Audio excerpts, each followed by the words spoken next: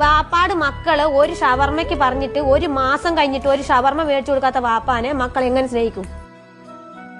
ഒരു ഭർത്താവ് ഒരു വീട്ടിൽ നിന്ന് ഇറങ്ങി പോകുമ്പോ അവന്റെ പിന്നാലെ നടന്നിട്ട് അവന്റെ കാര്യങ്ങൾ ചെയ്യലല്ല ഭാര്യയുടെ പണി. ഞാൻ ഒരു കൊല്ലം ഞാൻ ഗൾഫിക്ക് ഇവിടുന്ന് കുവൈത്തേക്ക് പോയത് എന്ത് കാരണം തരൂ, ഞാൻ ഭ്രാന്തനാവും എന്നുള്ള ഘട്ടം വന്ന് നോക്കുമ്പോൾ ഇയാളിനി കെട്ടൂലെന്ന് എന്താ ഉറപ്പ്? ഇനി ഇയാള് കെട്ടൂലെന്ന് എന്തത്ര ഉറപ്പ്? എനിക്ക് ഉറപ്പേണ്ട കാര്യമൊന്നുമില്ല.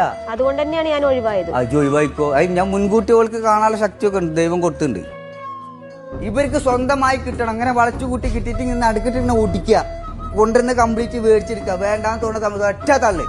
ഓ നമ്മൾ ഇത്ര കാലം അധ്വാനിച്ച് ഉണ്ടാക്കിയിട്ട് നമ്മള് വടി പിടിച്ച് നടക്കുക, പിരാന്തനെ ടെൻഷൻ തല ചൊറിഞ്ഞിട്ട്, എന്നിട്ട് കള്ളു കുടിക്കുക, ബോധം മരണവരെ കള്ള് മേടിച്ചു കൊടുക്കുക, കായില്ലെങ്കിൽ മറ്റുണ്ടെങ്കിൽ കടം മേടിച്ചു കുടിക്കുക. എന്തിനു? ഉറങ്ങാൻ വേണ്ടിയിട്ട്. എന്റെ മൊബൈലിൽ നിന്നും ഞാനിപ്പോ കല്യാണം കഴിച്ച ഭാര്യ വിദഗ്ധമായിട്ട് ഇയാളെ നമ്പർ എടുത്ത്, എന്നിട്ട് എന്റെ കാര്യങ്ങൾ പൂർവിക കാര്യങ്ങൾ ഇവളോട് ചോദിച്ചാലും ഇവളുണ്ട് എന്നെ കുറിച്ച് നല്ലത് പറയുന്നത് അറിയോ? പറയില്ല.